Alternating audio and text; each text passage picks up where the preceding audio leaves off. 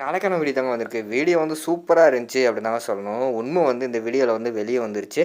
கார்த்திய கொன்னது வந்து உண்மையாவே வந்து மாயாவும், நம்ம ஜானகியும் கிடையாதுங்க. வேற ஒருத்தர் தான். அதெல்லாம் பார்க்குறக்கும் சேனல மட்டும் மறக்காம லைக் அண்ட் சப்ஸ்கிரைப் மட்டும் பண்ணிருங்க. ஃபஸ்ட்டு எடுத்த உடனேயுமே வந்து ரகுராமும், நம்ம குரு இருக்கார்ல இன்ஸ்பெக்டரு, அவங்க 2 பேருமே வந்து நேருக்கு நேர் வந்து மீட் பண்ணுற மாரி தான் காட்டிக்கிறாங்க. டக்குன்னு பார்த்தா குரு வந்து நம்ம ரகுராமோட கால்ல விழுந்துடுறாரு. என்னடான்னு பார்த்தா, "என்னை ஆசீர்வாதம் பண்ணுங்கப்பா" அப்படிங்கிற மாரி சொல்றாரு. எல்லாருக்கும் பயங்கரமான ஷாக்கு. என்னடா அவன் கீழ வந்துட்டு ஆசீர்வாதம் பண்ண சொல்லிக்கிட்டு இருக்கானே அப்படின்னு சொல்லிட்டு ஷாக் ஆகுறாங்க. "ஆமா யார் நீ?" அப்படிங்கிற மாரி வந்து ரகுராம் கேட்காங்க. அப்பா நீங்க இங்கே ஒருத்தவங்க வேலை பார்த்தாங்கல்ல மல்லிகான்னு ஒருத்தவங்க, அவங்களோட பையன் தான்ப்பா" அப்படிங்கிற மாரி சொல்றாங்க. "ஓ! அப்படியா? ஏய் அவங்க தஞ்சாவூர்ல போய் செட்டில் ஆயிட்டாங்களப்பா" அப்படின்னு சொல்லிட்டு அந்த இடத்துல ரகுராமோட அம்மா வந்து சொல்கிறாங்க. ஆமாம் அதுக்கடுத்து வந்து நான் இப்போ இன்ஸ்பெக்டர் ஆகியிருக்கேன் அப்படிங்கிற மாதிரி சொல்கிறாங்க. நினச்சேன் இந்த இந்த ஊரில் வந்து பேசிக்கிட்டாங்க குரு வரன்ட்டு ஒரு இன்ஸ்பெக்டர் வரான்னு சொல்லிட்டு நீயா தான் இருக்குமான்னு சொல்லி யோசிச்சு பார்த்தேன். கரெக்டாக நீ தான் வந்திருக்க அப்படிங்கிற மாதிரி சொல்லிட்டு ரகுராம் வந்து பெருமைப்படுறாங்க. அதுக்கடுத்து வந்து நம்ம சிவராம் இருக்கார்ல, சிவராம் வந்து வீட்டில் உள்ள எல்லாத்தையுமே வந்து இன்ட்ரடியூஸ் பண்ணி வைக்காங்க பேரெல்லாம் சொல்லிட்டு. கடைசியில் வந்து ஜானகி ஒரு பேரை சொல்கிறாங்க. ஜானகி வந்து பதட்டத்திலே இருக்காங்க, உண்மையை கண்டுபிடிச்சிருவாங்களோன்னு சொல்லிட்டு. டக்குன்னு வந்து குருவரன் வந்து பக்கத்தில் போகிறாரு. போனோடனே டக்குன்னு காலில் விழுந்துடுறாரு. ஆசீர்வாதம் பண்ணுங்கம்மா அப்படிங்கிற மாதிரி சொன்னாங்க. நல்லா இருப்பா நல்லா இருப்பா அப்படிங்கிற மாதிரி சொல்கிறாங்க. அடுத்து வந்து நான் கிளம்புறேன், உண்மை என்ன ஏதுன்னு கண்டுபிடிக்கிறேன் அப்படிங்கிற மாதிரி சொல்கிறாங்க. எங்களுக்கெல்லாம் நம்பிக்கை கிடையாதுங்க, நீங்கள் வந்து உண்மையை கண்டுபிடிக்கீங்கன்னு நாங்கள் எப்படி நம்புறது? இப்படி பார்த்து இப்படி வந்து சொந்தம் கொண்டாடிக்கிட்டு இருக்கீங்க அம்மா அப்பான்னு சொல்லிட்டு அப்படிங்கிற மாதிரி வந்து அந்த இடத்துல லிங்கம் வந்து சொல்கிறாங்க. யோ உனக்கு என்னையா வேலை? உங்களுக்கு கேஸ் கொடுத்ததே வந்து அவங்க தான், நீ இடையில எதுக்கு ஒட்டிக்கிட்டே தெரியல அப்படிங்கிற மாதிரி சொன்னோடனே அவர் அமைதியாகவே இருந்துக்கிறாரு. இங்கே பாருங்கள், என் மேலே நம்பிக்கை வச்சுச்சுன்னா எனக்கு ஒரு வாரம் டைம் கொடுங்க, அதுக்குள்ளே வந்து யார் கொன்னா அப்படின்னு சொல்லிட்டு உண்மையை நான் கண்டுபிடிக்கிறேன். அப்படி உங்களுக்கு நம்பிக்கை இல்லையா? சரி விட்டுருங்க, அவ்வளோதானே. ஒரு வாரம் கழித்து நீங்கள் என்ன சொன்னாலுமே நான் கேட்குறேன் அப்படிங்கிற மாதிரி சொல்கிறாங்க.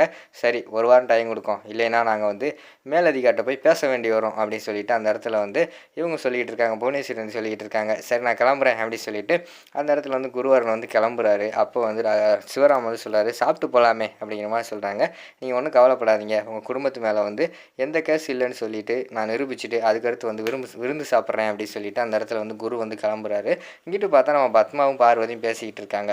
அந்த மாயாவும் ஜானகி அவங்களும் ஃபேஸே சரியில்லை, எப்போ பார்த்தாலும் ஒரு மாதிரி திருன்னு முழிச்சுக்கிட்டு இருக்காங்க. அன்றைக்கி நைட்டு வந்து எங்கே போனாங்கன்னு கேட்டால் சொல்ல மாட்டாங்க. நம்ம அதை கேட்டு என்ன ஆக போகுது அப்படின்னு சொல்லி பேசிக்கிட்டு இருக்காங்க. அதை பார்த்தா குரு வந்து கேட்டுடுறாரு. கேட்டுட்டு என்ன சொன்னீங்க, நைட்டு யார் எங்கே போனா அப்படிங்கிற மாதிரி சொன்னோடனே அது வந்து மாயாவும் ஜானகி அவங்களும் நைட்டு போனாங்க அப்படிங்கிற மாதிரி சொல்கிறாங்க. என்றைக்கு நைட்டு அப்படிங்கிற மாதிரி கேட்காங்க. கார்த்திக் காணாமல் போனாங்கன்னு சொன்னாங்களே அன்றைக்கி நைட்டு தான் அப்படிங்கிற மாதிரி சொல்கிறாங்க. சரி எங்கே போனாங்கன்னு உங்களுக்கு ஏதாவது ஐடியா இருக்கா அப்படிங்கிற மாதிரி கேட்டோடனையும் இல்லை அது தெரியாமல் தான் நாங்களே பேசிக்கிட்டு இருந்தோம் அப்படிங்கிற மாதிரி சொல்கிறாங்க. சரி ஓகே அப்படின்னு சொல்லிட்டு கிளம்பி போயிடுறாங்க. அடுத்து பார்த்தா பார்வதி வந்து அண்ணி நம்ம சும்மா பேசுனதே கேட்டுட்டு இப்படி விசாரிக்காரு, பயங்கரமான ஆஃபீஸராக தான் இருக்காரு அப்படின்னு சொல்லிட்டு அவங்க 2 பேர் பேசிட்டு உள்ளே போகிறாங்க. அடுத்த சீனில் பார்த்துக்கிட்டோம்னா நம்ம ஊர் பஞ்சாயத்தெல்லாம் கூடி வச்சுருக்காங்க. கூடி வச்சுட்டு ஊர் பெரியவங்களாம் இருக்கிற மத்தியில் அந்த இடத்துல வந்து கலெக்டர்லாம் வந்திருக்காரு. இங்கே பாருங்கள், நம்ம ஊருக்கு வந்து பெரிய தண்ணி தொட்டி வந்திருக்கு மழைநீர் சேகரிக்கிறதுக்காக.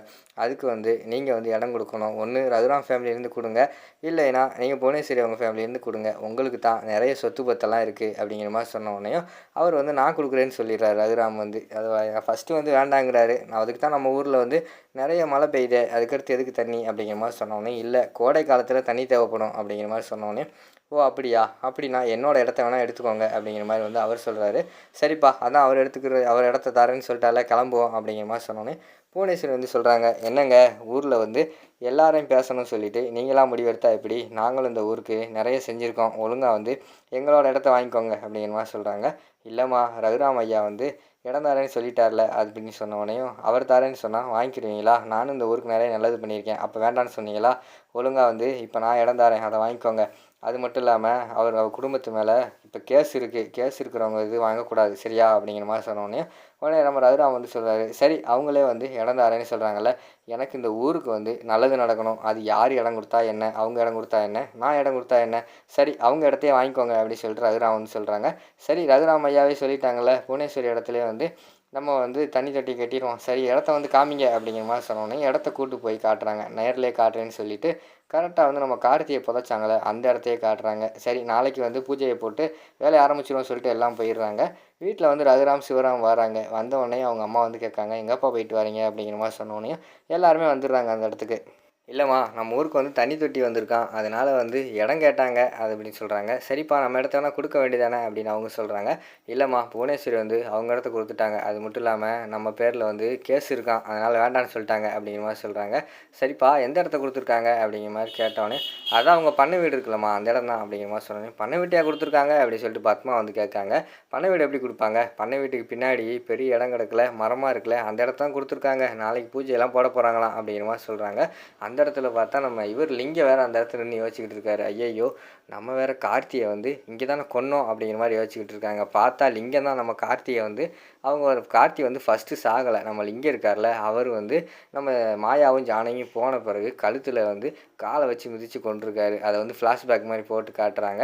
இப்போ என்ன பண்ணுறது அப்படின்னு சொல்லிட்டு அவர் ஒரு பக்கம் யோசிச்சுக்கிட்டு இருக்காரு. இங்கிட்டு பார்த்தா நம்ம இன்ஸ்பெக்டர் வந்து விசாரிக்க ஆரம்பிச்சிடுறாரு. யார் யார் கால் கிஸ்டிலாம் எடுத்து பார்க்கும்போது கடைசியாக ஒரு பொண்ணு கூட பேசினது, அந்த பொண்ணுட்டு தான் லெட்ரு கொடுத்து விட்டார் கார்த்தி. அந்த பொண்ணு கூட அந்த பொண்ணை கூப்பிட்டு விசாரிக்கும் போது எல்லாத்தையுமே சொல்லிடுறாங்க. நான் வந்து மாயா கிட்ட தான் போய் லெட்ரு கொடுத்தேன், மாயா வந்து நான் வரேன்னு சொல்லிடுங்க அப்படிங்கிற மாதிரி சொல்லிட்டாங்க அப்படின்னு சொல்கிறாங்க. ஓ அப்படியா, இது உண்மை தானே அப்படிங்கிற மாதிரி வந்து அவர் கேட்காரு. ஆமாம் சார் இதான் சார் நடந்த உண்மை அப்படி சொல்லி அவங்க சொல்லிடுறாங்க. சரி நீங்கள் போங்க, எப்போ வேணால் உங்களை விசாரிக்க கூப்பிடுவேன் வரணும் அப்படின்னு சொல்லிவிட்டு அவங்க அனுப்பி வச்சிடுறாங்க. அடுத்த சீனில் பார்த்தா மறுநாள் காலையில் வந்துடுது, ஜேசிபியெல்லாம் வந்துடுது. கரெக்டாக பார்த்தா கார்த்தி புதைச்ச இடத்துலலாம் தொட்டி கட்டணும்னு சொல்லி பிளானை போட்டாங்க.